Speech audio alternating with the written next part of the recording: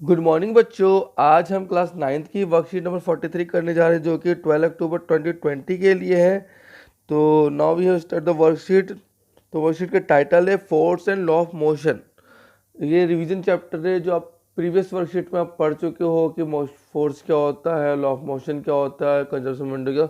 उसी की इन्होंने समरी बना के दे दी है, जैसे आप कंसेप्ट मैपिंग कर सकते हैं, यानी पुराना आपको दोहरा दिया जाएगा पूरा का पूरा चैप्टर। तो चलिए शुरू करते हैं। तो जिज्ञासा दीदी क्वेश्चन कर रही है, ज्ञान what have you learn so for about the force and law of motion. तो जैसे जिज्ञासा दीदी ज्ञान से पूछ रही है, वैसे मैं आप सबसे पूछना चाहता हूँ कि आपने भी जो प्रीवियस वर्कशीट में सीखा है तो आपने क्या क्या फोर्स और लॉ मोशन के बारे में जाना है। तो इसमें जो जिज्ञासा दीदी को जवाब कर रहे हैं यानी रिप्लाई कर रहे हैं ज्ञान, जिज्ञासा दीदी I have learn many things about force and law of motion. मैंने लॉ ऑफ मोशन और फोर्स में बहुत सारी चीज़ें सीखी हैं। तो आइए जाने कि ज्ञान ने क्या क्या सीख लिया है। तो सबसे पहले ज्ञान ने सीखा कि फोर्स क्या होता है। तो उसने ज्ञान ने सीखा फोर्स द पुल और पुश, यानी किसी को धकेलना या किसी को खींचना क्या कहलाता है, फोर्स कहलाता है। उसने फिर ज्ञान ने देखा कि force have two type, balanced force and unbalanced force. Balanced force क्या होता है, जिसका रिजल्टेंट फोर्स जीरो होता है। फोर्स बैलेंस फोर्स क्या होता है, जिसका रिजल्टेंट फोर्स जीरो होता है। यानी यहाँ से भी 5 न्यूटन का फोर्स लग रहा है और अपोजिट साइड से 5 न्यूटन का फोर्स लग रहा है, यानी दोनों ही साइड से क्या लग रहा है, 5 न्यूटन इक्वल फोर्स लग रहा है। तो जब भी बोथ साइड अपोजिट डायरेक्शन से इक्वल फोर्स लगता है तो रिजल्टेंट फोर्स क्या होता है, जीरो। इसका अदर टाइप क्या होता है, अदर टाइप होता है अनबैलेंस फोर्स। क्या होता है, अनबैलेंस फोर्स। इसमें क्या होता है, एक तरफ से तो आप 5 न्यूटन का बल लगा रहे हो और दूसरी तरफ से आप 10 न्यूटन का फोर्स बल लगा रहे हो, ठीक है। यानी एक तरफ कितना अप्लाई करें, 5 न्यूटन फोर्स और दूसरी तरफ 10 न्यूटन फोर्स अप्लाई करें, तो क्या होता है, ये अनबैलेंस्ड है, ये बराबर नहीं है। तो इसका रिजल्टेंट फोर्स कितना होगा, हमेशा ऑलवेज ग्रेटर देन जीरो। इसके बाद ज्ञान ने पढ़ा कि फोर्स की यूनिट, उन्होंने कहा फोर्स को मेजर कर यूनिट क्या होती है, न्यूटन। क्योंकि जो हम फोर्स पढ़ रहे हैं या जो लॉ ऑफ मोशन पढ़ रहे हैं, इसकी डिस्कवरी किसने की थी, न्यूटन ने। तो फोर्स की ऐसा यूनिट क्या होती है, न्यूटन। अब बात आती है कि 1 न्यूटन किसे कहते हैं, तो 1 न्यूटन, डिफाइन 1 न्यूटन। तो उसमें लिखा 1 unit of force is defined as the amount that produce an acceleration of 1 metre per second square in an object is of 1 kilogram mass. यानी ये आपको सिंपल में समझा देता हूँ कि ये बताया जाता है कि 1 न्यूटन बल वह होता है जब कोई 1 न्यूटन का बल लगाया जाए किसी 1 किलोग्राम वस्तु पर लगता हो और वो 1 मीटर पर सेकेंड स्क्वायर से त्वरित हो जाती है। यानी किसी भी वस्तु पर लगाया गया बल उस वस्तु को 1 मीटर पर सेकेंड स्क्वायर से त्वरित कर देता है, तो वह बल क्या कहलाता है, न्यूटन कहलाता है। इसके बाद हमने पढ़े force and law of motion. Force के बारे में पढ़ लिया, हमने ये भी पढ़ लिया कि फोर्स उसकी स्पीड को चेंज कर सकता है, डायरेक्शन को चेंज कर सकता है, शेप को चेंज कर सकता है। अब हम पढ़ेंगे force and law of motion. First law of motion, ठीक है। तो फर्स्ट लॉ ऑफ मोशन क्या कहता है, any object remain is the state of rest और in uniform motion along straight line unless compelled to change that state by an applied force. यानी इसमें कहता है कि कोई ऑब्जेक्ट अगर वो रेस्ट में है तो वो रेस्ट में रहेगा, या फिर वो मोशन में कर रहा तो मोशन में रहेगा। रेस्ट में रुका हुआ तो यहीं पे यहीं रुका रहेगा, या फिर वो मोशन में कर रहा तो कंटिन्यूस मूव करता रहेगा जब तक कि ऊपर कोई एक्सटर्नल फोर्स अप्लाई ना किया जाए, ठीक है। और जो फर्स्ट लॉ ऑफ है उसी को लॉ ऑफ इनर्शिया भी कहा जाता है। अब आपको इनर्शिया पता होना चाहिए क्या होता है। इनर्शिया क्या होता है, tendency to resist the change. अपने अंदर बदलाव को हर कोई रेजिस्ट करता है, रोकता है, तो इसी टेंडेंसी को क्या नाम देगा, इनर्शिया। किसी भी ऑब्जेक्ट का इनर्शिया किस पे डिपेंड करता है, उसके मास पे डिपेंड करता है। जिसका मास ज़्यादा होगा उसका इनर्शिया भी ज़्यादा होगा। ये एक साइकिल आ रही है, ठीक है, और एक ट्रेन आ रही है, तो किसका इनर्शिया ज़्यादा है, जाहिर सी बात है जिसका मास ज़्यादा होगा उसका इनर्शिया भी ज़्यादा होगा। उसके बाद हमने पढ़ा है सेकंड लॉ ऑफ मोशन। इसमें क्या कहा गया है, the rate of change momentum of an object is proportional to applied unbalance force in the direction of force. यानी जो मोमेंटम, मोमेंटम क्या होता है, मोमेंटम होता है आपके पास मास इंटू वेलोसिटी। जो भी मोमेंटम में चेंज आ रहा है वो किसकी वजह से आ रहा है, जिस पे फोर्स अप्लाई किया गया है और जिस डायरेक्शन में अप्लाई किया गया है उसकी वजह से वो चेंज हो रहा है। तो फिर से रिपीट कर दो, the rate of change of momentum of an object, the rate change of momentum of an object proportional to applied unbalance force in the direction of force. तो यहाँ पे मोमेंटम लिखा हुआ है, यूनिट क्या होती है मोमेंटम की, किलोग्राम पर मीटर सेकंड होता है, यानी जब इसको हम लॉ ऑफ मोशन करते हैं तो एफ इजक्वल टू में एम में हो जाता है।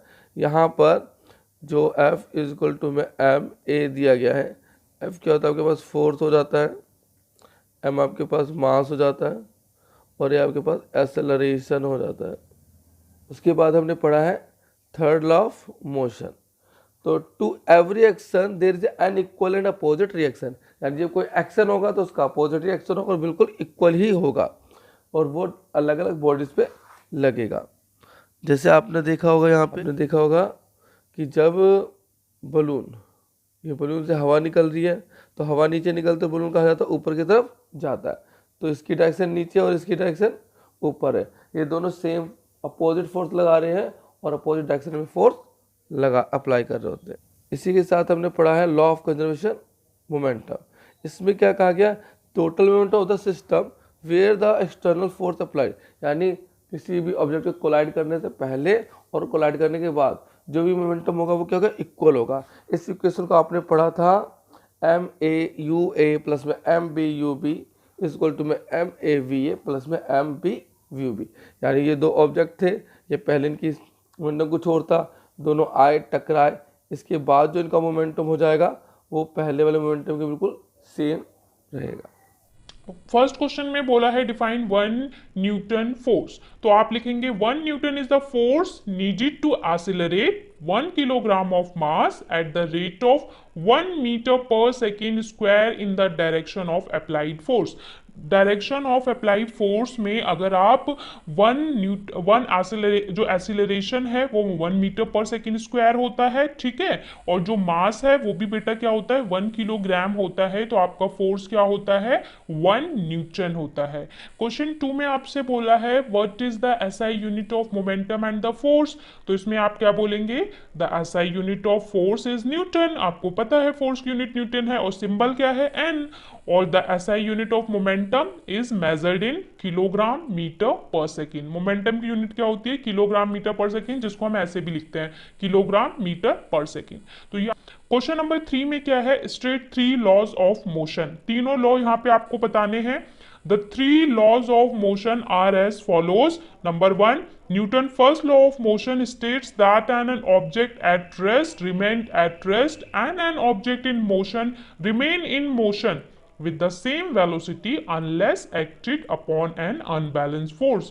कोई भी ऑब्जेक्ट पे बेटा आप फोर्स लगा रहे हो तो वो अगर मोशन में है तो मोशन में रहेगा और रेस्ट में है तो रेस्ट में रहेगा, जब तक आप उस पे अनबैलेंस फोर्स नहीं लगाते। सेकंड लॉ क्या कहता है, the second law of motion states that the rate of change of momentum of an object is proportional to the applied unbalance force in the direction of force. तो rate of change of momentum हमारा बराबर होता है force into the acceleration, यानी F equal to ma होता है हमारा second law of motion. What is the third law of motion? The third law of motion states that for every action there is an equal and opposite reaction। ठीक है, हर चीज का equal and opposite reaction होता है। तो ये आपके तीनों लॉ हो गए, ये आपका आंसर नंबर 3 हो गया। चलते हैं नेक्स्ट क्वेश्चन पे।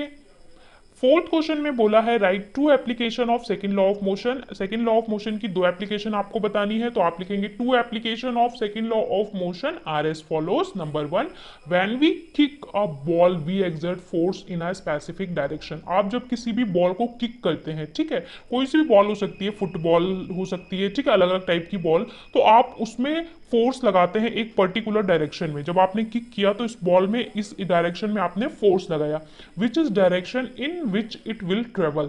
जहां फोर्स लगाएंगे उसी डायरेक्शन में बेटा बॉल ट्रेवल करेगी।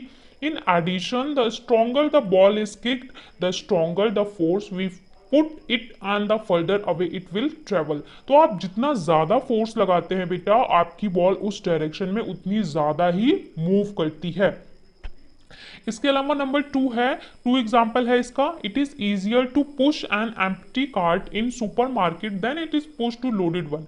ये वही है, सेकंड लॉ का मतलब क्या होता है, F equal to m a, जितना ज्यादा मास होगा, ठीक है, उतना ज्यादा ही इस बॉडी पे फोर्स लगाना पड़ेगा। तो वो कह रहे हैं कि जो आपका ठेला होता है ना मार्केट में, आप देखो खाली ठेला ले जाना ज्यादा आसान होता है इन कंपैरिजन टू भरा हुआ। सब्जी का एक भरा ठेला होगा तो वो ज्यादा टाइम लगेगा, क्यों, उसका मास ज्यादा होगा, इसलिए उस पर फोर्स भी ज्यादा लगाना पड़ेगा। मोर मास रिक्वायर फॉर मोर एक्सीलरेशन, ज्यादा मास की जरूरत, ज्यादा मास होगा तो उस पर ज्यादा फोर्स की जरूरत होगी। इसके बाद आपसे क्वेश्चन नंबर 5 पूछा है, डिफाइन इनर्शिया। तो the natural tendency of an object to resist in change in their state of uniform motion और of rest is called inertia. ये टेंडेंसी की कोई भी वस्तु अगर मोशन में है तो मोशन में रहना चाहती है, रेस्ट में है तो रेस्ट में रहना चाहती है, क्या कहलाती है, इनर्शिया कहलाती है।